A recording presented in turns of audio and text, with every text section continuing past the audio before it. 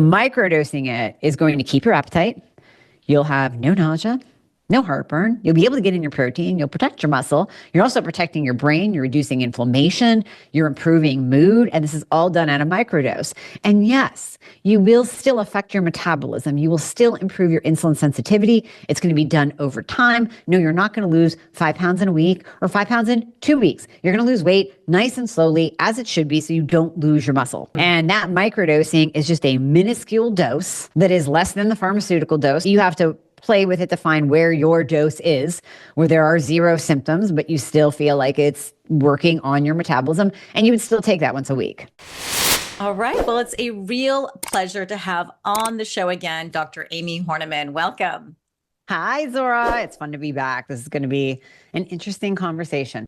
Yes, we always have amazing conversations. And the last episode we did was about T2, which no one knew about. And that's been a really popular episode. I'll have that one in the link in the show notes and how that helps with our thyroid. But you are the thyroid queen.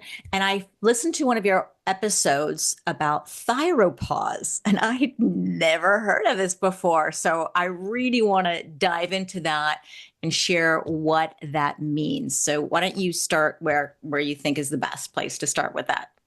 Let's start with the definition of Thyropause. It is when your thyroid gland craps the bed after the age of 40 due to fluctuating hormones. So let's break this down, what this means. So all my ladies out there over the age of 40, this is what you really, really have to pay attention to and listen to. It is around a 90% statistic rate right now that after the age of 40, as we are moving into perimenopause and menopause, that's when something called Thyropause starts to hit women.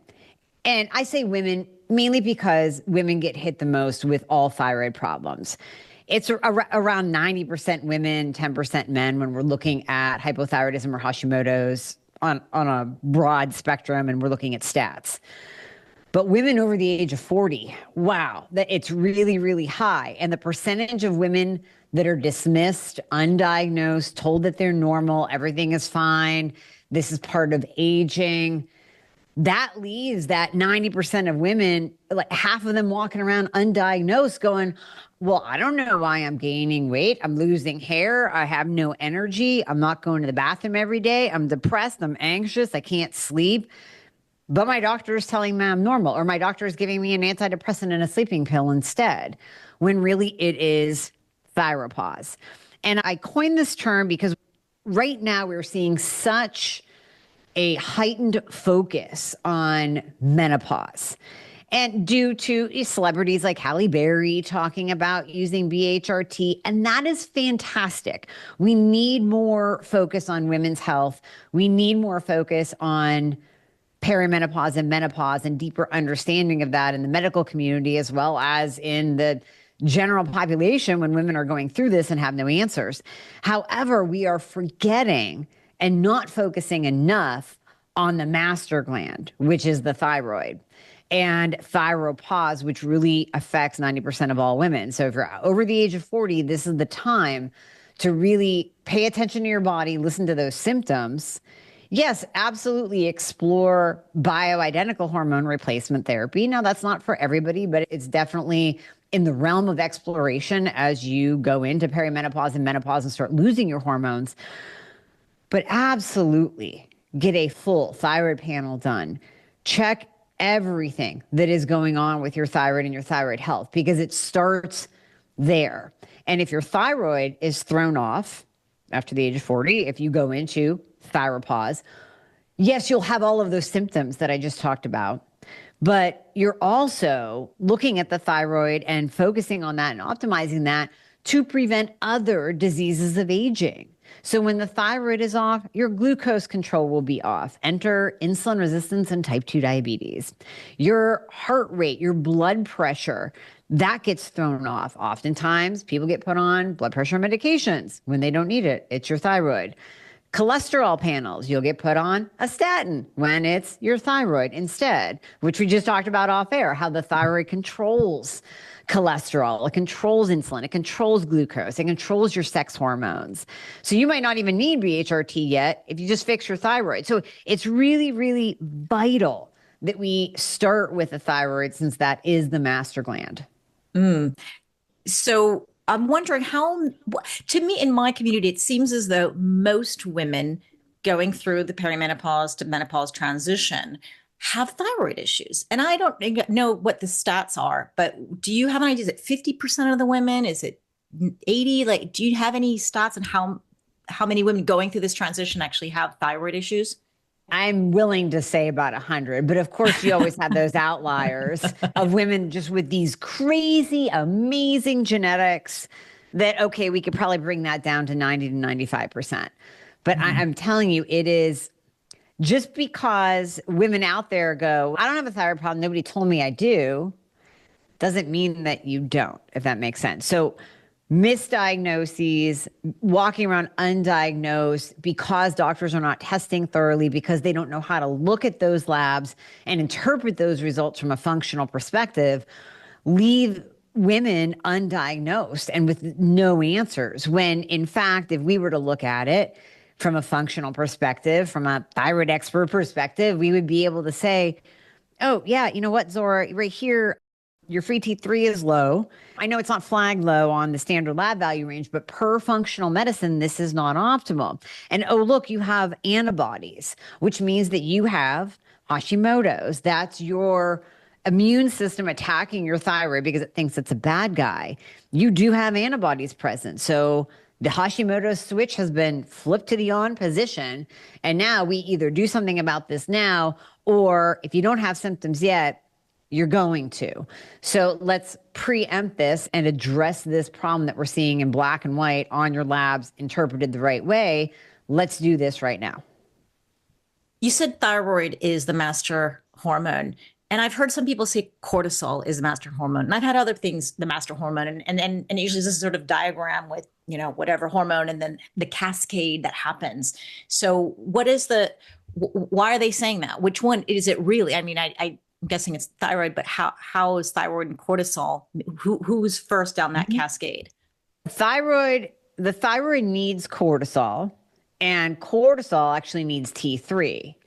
So I go back to the thyroid's at the top, because if the thyroid gland is off, I'll just say off, meaning hypothyroid, you're not optimized. Maybe you're on T4 only, that's not working, or you're walking around with symptoms and you're undiagnosed. If it is the thyroid, then what ends up happening is this downstream message to other systems. So like I mentioned earlier, your glucose and your insulin will be off. So if the thyroid isn't functioning properly, and I'll tie this to cortisol in a minute, I will readily see someone walking around with insulin resistance who's maybe doing carnivore or keto, has control over their carbohydrates, they're exercising, they're sleeping. There is no reason why their A1C should be a 5.5 and their insulin's an 11. And literally, I'm speaking from experience because I just saw this very patient that I'm kind of talking about the other day, but I see this quite readily in that patients will come in like new to the practice. We sit down with them. We're going over their labs and we're going over their food. And we're like, hi, Susie, you're type 2 diabetic. Like, you are diabetic. Well, wait, I've been carnivore for 2 years, or I've been keto for 2 years. What the heck? There's not even carbohydrates coming into my system. Well, your thyroid is also not optimized whatsoever. So that is throwing off your glucose regulation, and your pancreas is pumping out more insulin than what it actually has to. So let's take that same concept and move it over here to the adrenals.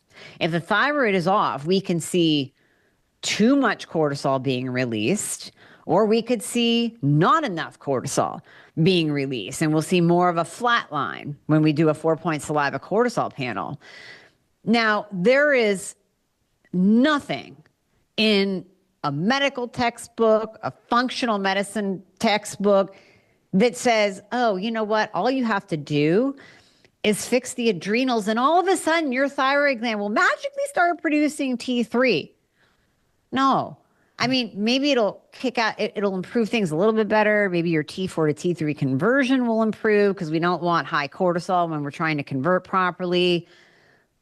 But if you ignore the thyroid and you just fix the adrenals, and I readily complain about this on my podcast, and I use the gut and I use the adrenals as bashing these functional practitioners out there that don't know the thyroid. So they promise, like, all we have to do is fairy dust your adrenals and your thyroid will be fine. All we have to do is fix your gut and your thyroid will be fine. I'm like, this person has a free T3 level of a 2.3. You think you're going to get them to a 3.9 by healing their gut? Again, it all helps. Conversion, T4 to T3 conversion happens in the gut. It's definitely beneficial, but it's not going to magically make your thyroid gland produce more. So I would go head to head with anybody that says that cortisol is the master hormone, because there's no way. Yes, it's affected and it affects the thyroid, but you cannot just focus on the adrenals and think that your whole body is going to improve and start producing the right amount of hormones. That doesn't happen that way. Well, what about the person, well, who is perimenopausal and losing her hormones, and she's tested whatever, she feels that she's got symptoms and everything, and some of them are, maybe she's estrogen dominant, they're off balance. So would you say, why don't you fix the thyroid first before you even consider bioidentical hormones or adding things in or out? Both. I would do both at the same time. It, of course, depends on each person, where they're at in life, where the hormones really are, what their actual age is. Are they planning to have children, any more children, all of that. So it's a way different answer for a 36-year-old who's starting to lose a little bit of her progesterone and she has heavy cycles and she's agitated. Yeah, we'll give her a little bit of progesterone and we'll fix the thyroid at the same time. I wouldn't leave her hanging with no sleep and agitation and heavy cycles till we fix the thyroid. I would do both. It's cool. We could do both. But then we move over here to a 55-year-old woman who's in menopause. All day long, she's in menopause. Her thyroid's a mess. She has no hormones whatsoever. We're doing everything at the same time because I don't care. I could fix her thyroid all day long, but again, since we're not aging like Benjamin Button, her hormones aren't coming back. Her ovaries have shut down. We can't re-stimulate that just by fixing the thyroid. Again, we might get a little bit more of a push of hormones, but you're still going to want to replace those. And if we start replacing the hormones and we're fixing the thyroid and we see the hormones go a little bit too high in this area or that area, we just adjust the dose. But the last thing I want to do is operate like conventional medicine does. And that, okay, we're going to do this one thing and test this one thing, and then we'll wait 6 months and then we'll test it again and then we'll address it over here. And meanwhile, the woman's like, I'm not sleeping. My vagina is closing. Things are not good right now. I'm not going to make it 6 months. We can't do that. We got to give her some relief and give her life back as quickly as possible and then just make tweaks as we move along. That's a great plan of action. I like that. I totally like that. I absolutely agree. Why should we wait? And actually, I just spoke to a friend today, and that's what her doctor is doing. She's feeling like shit. I'm telling her, let's self-titrate until you see your doctor so you start feeling better. And the doctor, she asked her doctor. She says, doctor says no, and she's going to listen to her doctor. So that's the way it is. Unfortunately, she has to wait 6 months feeling like shit. And that's what we don't want to do. So I like your approach. So let's then talk about how, if somebody is completely clueless, you mentioned some of the symptoms of a thyroid with thyroid dysfunction, because you could talk about hyper or hypothyroidism, right? But I think in menopause, we tend to see more hypothyroidism, right? Yeah, absolutely. Hyper is very rare. It's usually tied to autoimmune Graves' disease, but it's much more rare than hypo. Yeah. So what should a woman look out for? How does she know? What are the major signs that perhaps she needs to go look at her thyroid? So the inability to lose weight or weight gain that just kind of doesn't make sense. You're going, wait, I'm eating right. I'm exercising. My lifestyle is down pat, but the scale keeps going up. That's a big red flag. Extreme fatigue, hair loss, constipation is a big one because when you think hypo, think low and slow. Hypo, low, and slow. So anything that can be low and slow in your body, gastric motility, slows down. So that equals constipation, brain fog. Your brain just isn't firing. It's low and slow. Your mood is low and slow. Depression, a little bit of anxiety, just a kind of a shift in your energy where you get a boost of energy at night, but you're tired during the day, joint pain, skin, dry skin, and the loss of the outer corners of your eyebrows, cold intolerance because your body temp is low and slow, your heart rate is low and slow, exercise intolerance. So think everything with the body slowing down is tied to hypothyroidism. It sounds like perimenopause, right? It's the menopausal symptoms. I mean, how Yeah. do we know? Is it thyroid or is it just the loss of the hormones? You got to test, not guess. You Yeah. got to test so you can actually sit and look at the numbers and talk to the woman and say the four most important words. I always talk about this. The four most important words that your practitioner should be asking you, and if they're not, you got to leave, is how do you feel? So, based on how you tell me that you feel, then we take those symptoms and we look at the labs. And then when we look at them from a functional perspective, where we want you in the optimal range, not just the normal range, then we can say, okay, so the insomnia that you're experiencing could be tied to the thyroid, could be tied to progesterone. We see the low progesterone over here. And yes, that's a tie to the thyroid. The weight gain that you're experiencing could be tied to over here that you have very low testosterone, and over here you have very low T3. Both of those regulate metabolism. Oh, look, and your insulin resistance too, because the thyroid is off. So let's address all of that. So you can take each symptom and pair it up. And yes, sometimes there's a crossover, but again, we do it all then. I mean, if you're walking around with low testosterone, I'm not going to just fix your thyroid. We're going to do it all. We're going to do the testosterone and the thyroid at the same time. So we're getting you relief and we're hitting both of the possibilities of what's driving those symptoms. When women ask me, well, I want to go test my hormones. I want to know where I'm at, what I'm doing. I said, well, usually I'd say it's not just your sex hormones. Well, got to test the thyroid. Thyroid is on up there, the whole full thyroid panel.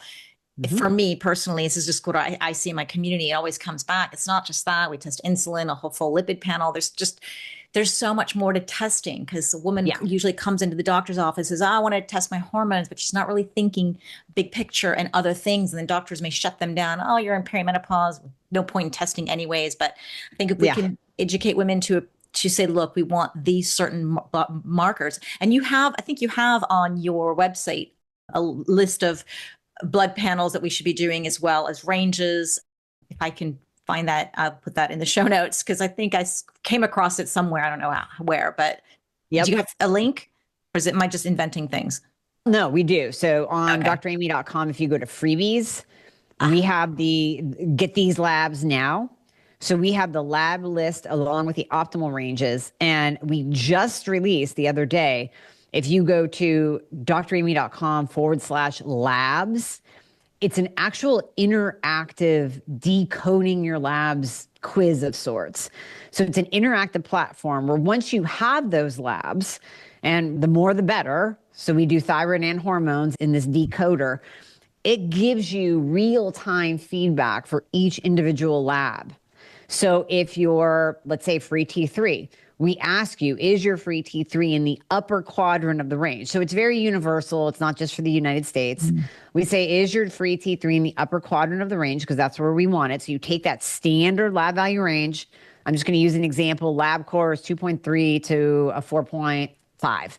And we look at that and we go, okay, well, upper quadrant of the range, we want you to be 3.8 to 4.5, maybe slightly over. So you can apply that same upper quadrant to any standard lab value range. And then if you hit no, then it's going to give you a blurb. Okay, depending on your thyroid medication, you might need to increase your T3, or you might need to start exploring adding in T3 if you're on T4 only. So it'll give you real time feedback for each individual lab. So that's very helpful as well. that is brilliant. I'm going to go do that as soon as we log off Yeah. because what a brilliant idea. I didn't know you had this. Okay, I'll We, have we that. have spent like 6 months building it. It was just released like yesterday. So Oh, I'm wow. able to Okay. talk about it today. I'm so excited. Oh, great. Okay, this is something I will definitely have in the show notes. It's really important. You mentioned I want to ask you maybe some subtle symptoms that a woman may not know. And you mentioned the corners of your eyebrows being disappearing as a sign Hmm. of thyroid dysfunction. Are there any other like subtle ones that we should know about? Yeah, kind of like the weird ones. The Yeah. nails, brittle nails breaking, those weird, like wavy nails. I have them if I don't have a dip on. If you look at my nails without the dip, I'm like a weird wavy. Joint pain, frozen shoulder. A lot of people don't realize that frozen shoulder and joint pain can come back to a thyroid problem. It can be other things too, but these are more of those crazy, wonky symptoms that you don't always attribute to thyroid dysfunction, but can be. Heat intolerance. We always think cold intolerance Mm-hmm. with hypothyroidism, but the flip side is true as well, where you just cannot stand anything above a temperature of 70, 75, 80. Like you just Yeah. become completely intolerant to your surroundings. So, yeah, there are a bunch of kind of wonky symptoms too. I always focus on the major ones, and then those wonky ones, they always attach to the major ones, if that makes sense. So the woman Mhm. that says, like, you know what, she's listening to this and goes, oh my gosh, I have frozen shoulder. So, okay, we know that's there. If you just have frozen shoulder and you don't have anything else that we talked about, probably an overuse injury. But if you have frozen shoulder and you're gaining weight and you can't lose weight and you're tired and any of those symptoms, that even a couple of them, then okay, let's check your thyroid because that frozen shoulder could be tied to it. What is the best way to test your thyroid? Blood, a blood panel all day long, not a blood prick, not one of the send in your little blood spot mailers, not saliva. Well, they don't even do dried urine for thyroid. That's more hormones for with the Dutch test. Just blood. Just go get a blood test. And that gives us our best picture of thyroid. So it's TSH, free T3, free T4, reverse T3, and then the TPO and the TGA antibodies that test for Hashimoto's. That's all you need, but you need all of them. Yeah. Great. I think we'll have that list. Well, you have that list as well. I think those are really, really important because usually when a woman asks to test the thyroid, she's just given TSH and that doesn't give a clear picture at all, right? Right. Exactly. So, okay.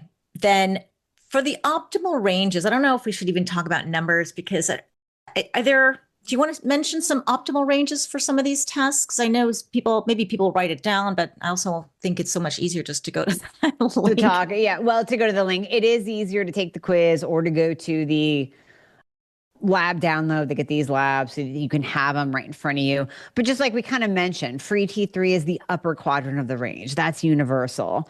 Reverse T3, which is a measure of how well you're converting your inactive thyroid hormone T4 over to the active thyroid hormone T3. We test reverse T3 to look at that conversion. That should be less than 12.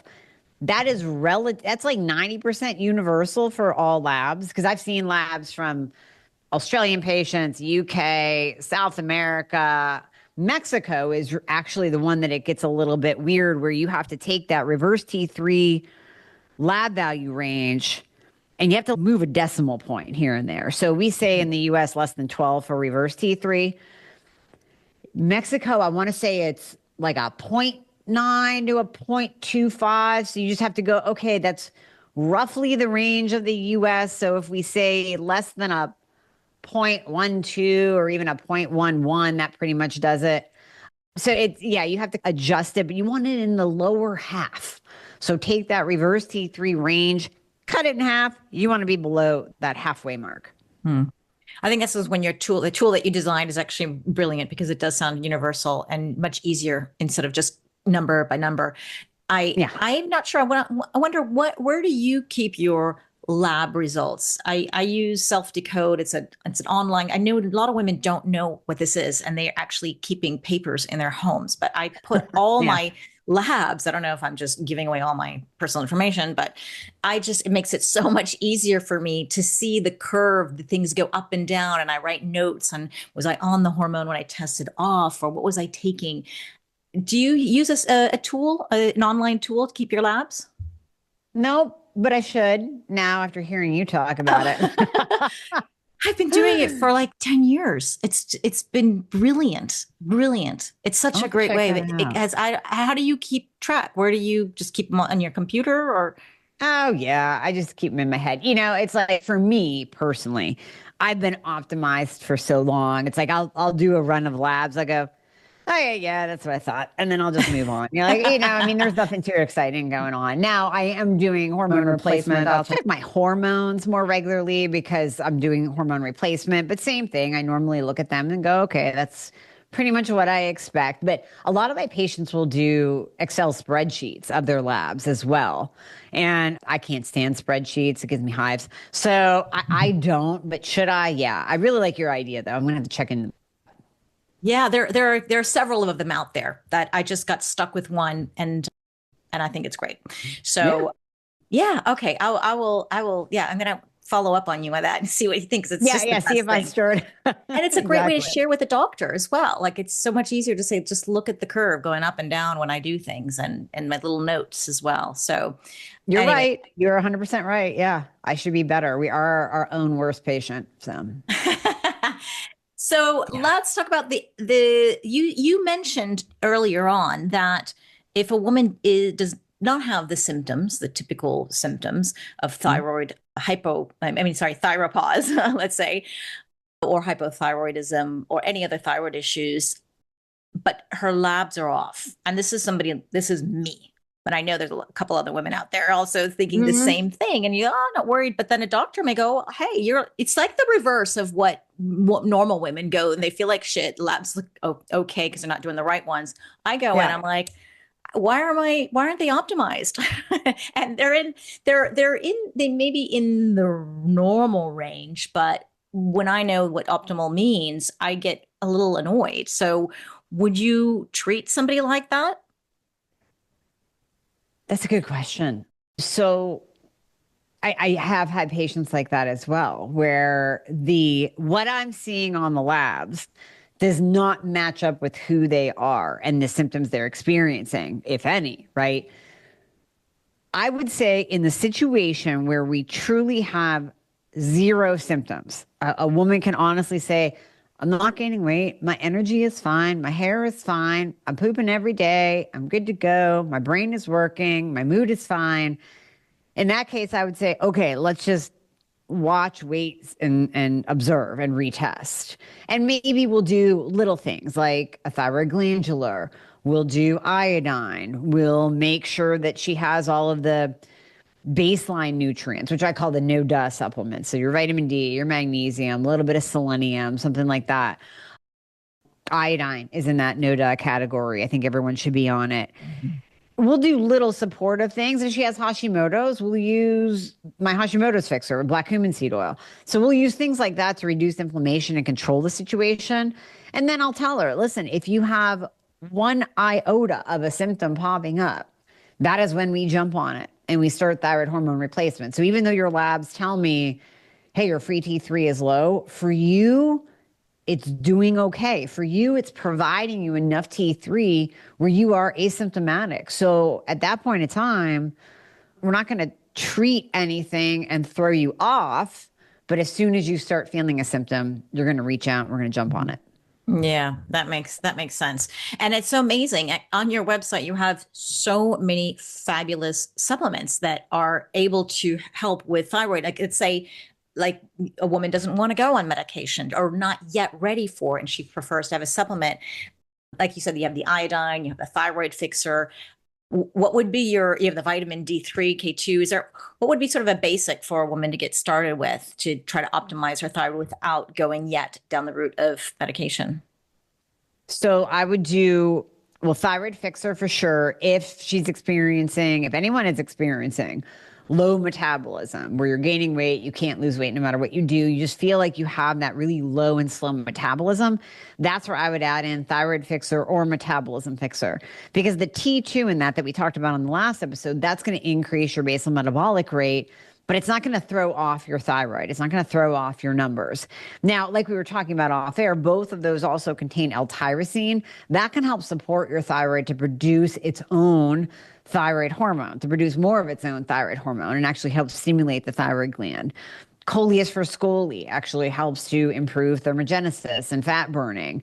So there are other supportive ingredients in thyroid fixer and metabolism fixer to help support the thyroid. But then that's where you move into, okay, maybe you need to add in a thyroid glandular, which is basically desiccated thyroid. So whenever we're talking about any of those glandular supplements out there, and there's a ton of them out, there's adrenal glandulars, there's thyroid glandulars, there's liver glandulars, there's whole beef organ supplements that you can get, which is essentially a glandular because we're taking an organ and we're drying it out. We're taking a gland and we're drying it out. We're taking it from a cow and a grass-fed cow, preferably.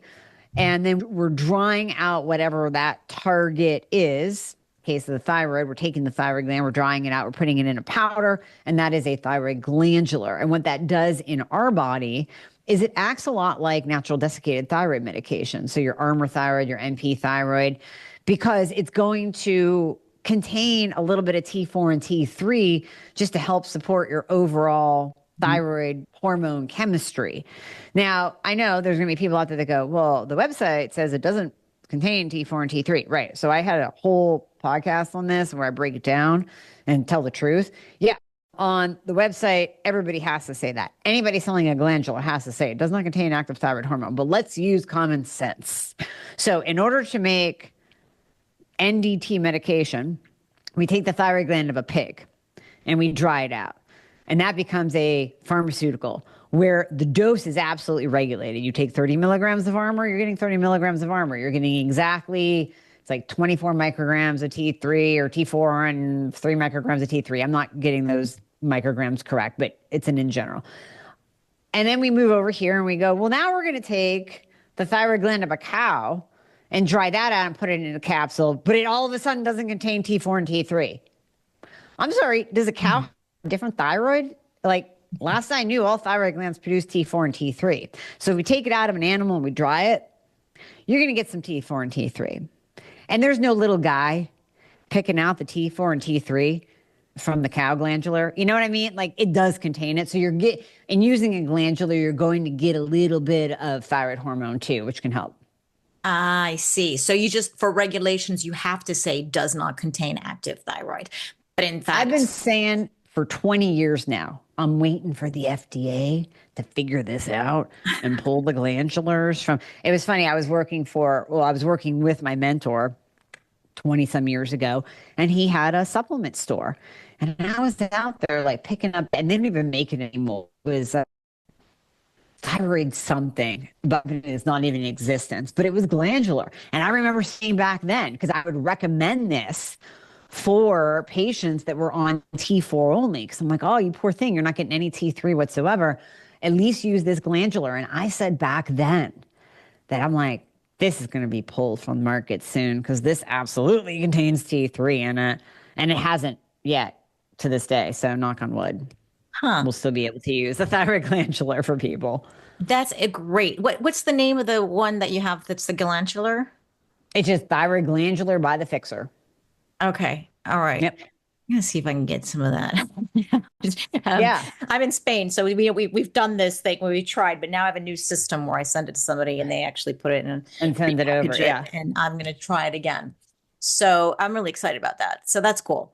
So then, okay, so we do have some options. And I think it's just probably depends how women react to it, if they like something better or worse, or if they want to move on to the medication. Let's talk about medications then. What's out there? Is the menu of options that are available? And then which ones do you see that are working best with your community? Yeah, the menu is vast. And this is important to keep in mind as well, because the standard of care in conventional medicine is to treat you with T4. So the whole conventional medicine textbook on thyroid is test TSH. If TSH is above a 4.5, give T4. Yeah. Like, period, end of story, which is absolutely ridiculous. Because there are so many different things we can do to personalize the plan for you to actually get you optimized. So over here, we have the T4 medications, and those are fine when paired up with something containing T3. So over here, we have the T4, we have levothyroxine, which is your generic. We have Synthroid brand. We have Tirosint brand, or we have a compounded T4. And then over here, we have T3. So you get the liothyronine generic Cytomel brand or compounded T3. We can compound T4 and T3 together. And then over in this category, we have NDT, which is natural desiccated thyroid. That's what we were talking about. We have Armour thyroid, NP thyroid. I don't know if WP is still available in Europe. Many of you were on Nature Thyroid at one point in time. That was pulled, but that was under the NDT category.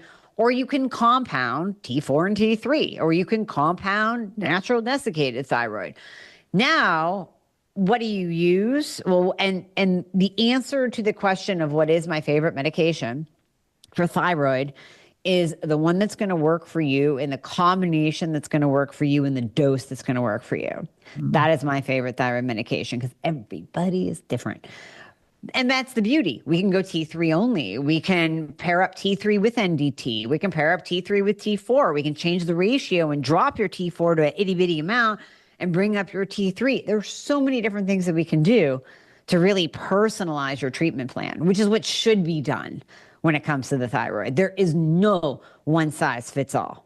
Sounds like menopause hormones, hormone therapy, right? Exactly. Exactly. It's great though that we have a choice, but you need to have a doctor who knows what they're doing and who understands to do this. And I personally don't know any other doctor except you who does this. And so I know you work with women all around the world, but internationally, how are you tackling this? I mean, it's great if you're in the US.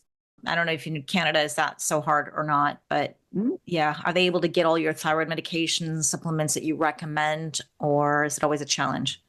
It depends. So we prescribe to all 50 states in the US and most of Canada. So we have people covered if they are in that area. Outside of the US and Canada, it does get a little bit tricky because we can't prescribe. So that becomes working with that individual, maybe helping them to source some over the counter, whatever is available with our dear friend Karen Martell. She has progesterone in a cream. She has bias in a cream. She has estradiol in a cream.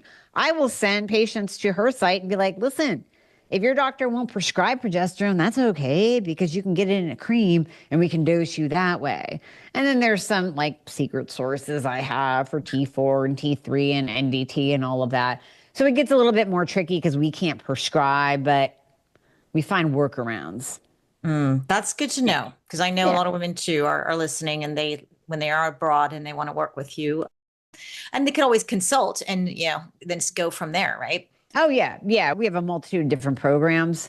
So even if they don't need the prescribing, we have another program where it's not DIY, but it's for individuals that have a rock star doctor or that might be in a different country, and we can kind of help them out that way. Yeah. So let's go kind of back to the testing, but I don't want to talk just about thyroid testing. When a woman is struggling through menopause, what other tests would you prescribe her to do? So all of the hormones, of course. And then you mentioned insulin. We test A1C. In addition to all the hormones, we also add in SHBG, sex hormone binding globulin, dihydrotestosterone, IGF-1, which is insulin-like growth factor, testing growth hormone.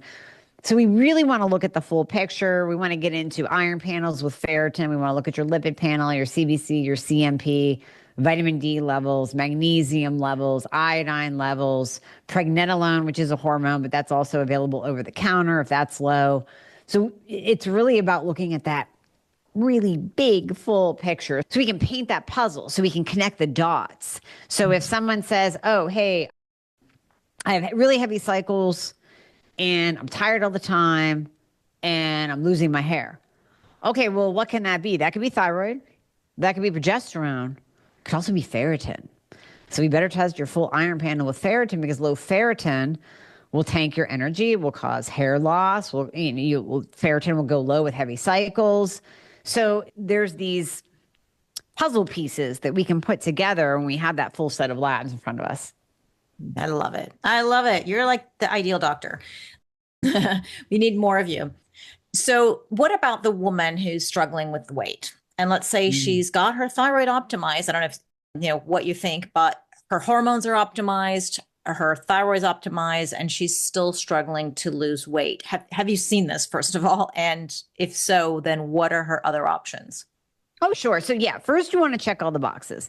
So, once your thyroid's optimized, hormones optimized, what about your insulin A1C? What about your ferritin? All of that. If we can look and we say, wow, everything looks good here. Oh, well, let's check cortisol, your stress, all of that. Oh, how are you sleeping? Are you exercising? Are you moving? All of those things that contribute to weight. Then I have no problem with microdosing GLPs. So I will add that in as for people that are really stuck like that. That's when I will introduce a micro dose of GLP medication peptide. So, yeah, we're talking about the weight loss peptides. I don't know Mhm. if you like Ozempic or GLP-1 is could be many things. So let's talk about what is your kind of favorites that you like to go to first, and then and microdosing, meaning like how what are we talking about? Because is it also Mhm. shorter periods of time, or is it just to see if they respond a little bit, or why would you microdose? So microdosing a GLP, and I dove deep into the rabbit hole of this too. So I have a full podcast on this. It's number one, it's amazing the different conditions of the body that GLPs can help when done properly, when not overdosed. So let's first take the pharmaceutical dose of GLPs. Let's use tirzepatide as an example. I prefer tirzepatide because it's GLP, GIP. It does two in one. And it has less side effects and it's more effective than the semaglutide. So semaglutide, you have your Ozempic, Trulicity, whatever. Over here with the tirzepatide, you have Mounjaro, but you also have tirzepatide as a compounded medication that a compounding pharmacy can do. So the pharmaceutical dose of tirzepatide would be, oh, you start someone on 2.5, you bring them up to 5, you bring them to 7.5, you bring them to 10. In those higher doses, that's where you get the slowdown of gastric motility. People are not able to eat. They lose their appetite. They end up not eating enough protein. They lose their muscle.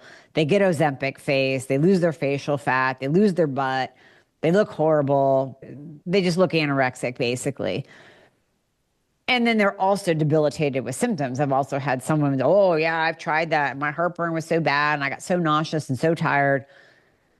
If you have those symptoms, you're on too high of a dose because that should not be happening if it's done properly. Now, pharmaceutical manufacturers don't care. Like, ah, oh, yeah, here's some side effects, but you're going to lose weight. Okay. And then many women are powering through that, not realizing they don't have to suffer with the side effects. So microdosing it is going to keep your appetite. You'll have no nausea, no heartburn. You'll be able to get in your protein. You'll protect your muscle. You're also protecting your brain. You're reducing inflammation. You're improving mood. And this is all done at a microdose. And yes, you will still affect your metabolism. You will still improve your insulin sensitivity. It's going to be done over time. No, you're not going to lose 5 pounds in a week or 5 pounds in 2 weeks. You're going to lose weight nice and slowly as it should be so you don't lose your muscle. Mm. And that microdosing is just a minuscule dose that is less than the pharmaceutical dose. You have to play with it to find where your dose is, where there are zero symptoms, but you still feel like it's working on your metabolism. And you would still take that once a week. That's brilliant. I think it's such a no-brainer. Resolves all the problems that we all hear about, Ozempic and just GLP-1s. And I think that's an interesting approach. I know, I love the podcast that you did when you first were experimenting with them. Thought that was a really, really great breakdown. The microdosing, I have yet to learn a bit more and meet more women who are actually doing it and seeing how it works for them. But I think it sounds in theory fabulous. So, what are your three hard rules for a woman who decides to use any kind of weight loss peptides? Eat protein like it's your job. So, my very first episode that you're referring to, I kind of blasted GLPs a little bit because I experimented on myself and I did lose muscle and I lost facial fat. So, it's expensive getting your face put back together. I mean, I had to have fat taken out of my body, which a lot of women are like, please do me. But it cost a couple $1,000s to get my face back. Literally, Wow. I lost my facial fat, sunken in like Skeletor. Wow. So I blasted the GLPs. But then I stayed away from them for a while and came back to the microdosing. Now, even with the microdosing, it is still vitally important that you eat protein like it's your job. I don't care if you lose your appetite for a day. You're going to do 3 protein shakes in a day then, and you're going to get that protein in no matter what. You're going to take extra amino acids. That would really be rule number 1. Rule number 2 is you're going to lift weights. You're not just going to walk. You are not just going to do yoga. You are going to lift weights and activate your muscle. Now, I don't care if it's your own body weight. I don't care if you do air squats and push-ups and dips off a bench. That's fine. But you use your body weight to activate your muscles and give some kind of resistance to your muscles. And I mean, you know more than anyone, Zora, you can work your upper body if your lower body is impaired, right? You can still move your arms. You could use bands to activate your biceps, your shoulders. Even if you have an injury, you can work around that injury. If you have a shoulder injury, you can do leg extensions. You can brace your shoulders and do air squats. You can still do kickbacks with your butt. You can still activate your muscles even with an injury. So that's really, I would say those are the top 2 rules. I don't necessarily have a third, but those are the top 2. Well, the third rule would be don't waste your money on a GLP until you have your thyroid and hormones optimized. Because I've also seen that women on GLPs for 6 months are like, well, that didn't work. A GLP should work. So if it's not working, especially at a pharmaceutical dose where you're getting the side effects, you got to focus on your thyroid and hormones first, because I have seen that hold people back from the effects of GLPs. Mm. Have you seen that meme where it was written, I had to quit my job because I had to make sure I got my protein in? No, but I want that now because I want to post it.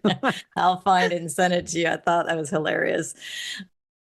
So, okay, we're going to wrap it up. So, what do you think?